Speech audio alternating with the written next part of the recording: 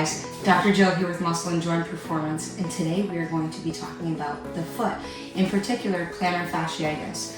So what you may think about plantar fasciitis is it is inflammation in the plantar fascia at the bottom of the foot.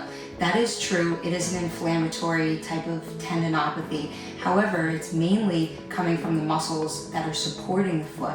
In particular, there's two muscles. There's increasing research that it's actually the quadratus plantae flexor digitorum brevis, that there's dysfunction in the muscles and they're not supporting the arch of the foot. We have three arches in the foot. We have the transverse arch, which is around these metatarsal heads at the bottom of the foot.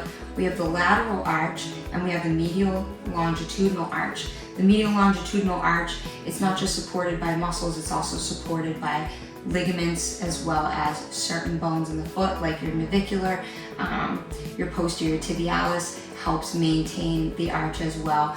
But when it comes to just the foot anatomy and the intrinsic musculature of the foot, quadratus plantae, flexor digitorum brevis, that are going to be connecting to the plantar fascia, coming up and connecting into the toes, as well as just connecting to the arch of the foot. That's your main support system. When those are dysfunctional, you get pain in the bottom of the foot, you get cramping, you lose mobility in the foot because you're not allowing your proper gait to happen. When we walk, we should be walking heel into that medial arch of the foot, coming off and bridging off on your big toe.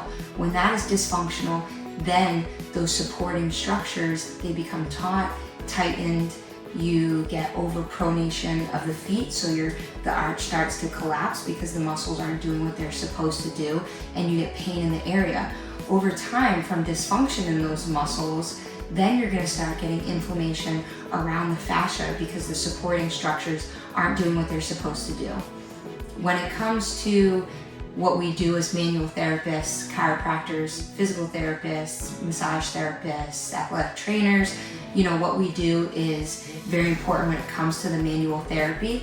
Here at Muscle and Joint Performance, we do a lot of manual therapy. We look at each individual joint in the foot. Is each of the arches, is it working correctly? Can you move your foot in a particular fashion we're looking for? Do you go from heel to toe off? So we look at all of these things. The first step is that manual therapy, whether it be Graston, acupuncture, ART, so that soft tissue release, going through adjustments, mobilizing the feet to try and regain that range of motion. Once we regain that, that's when we go into rehab. And because this is a load problem, that's why you're gonna see, the more I roll out my feet, the whole lacrosse ball water bottle trick, that has a place in rehab and desensitizing the pain. That's going to mitigate the pain for a while, but the issue is always going to come back if you don't address the underlying issue, which is that plantar fasciitis is actually a load issue. So in the next video, we're going to kind of debunk the theory a little bit about the foam rolling of the plantar fascia. It does have a place. However, the main issue is a load issue. So we need to retrain your gait, retrain how the intrinsic muscles of the feet work.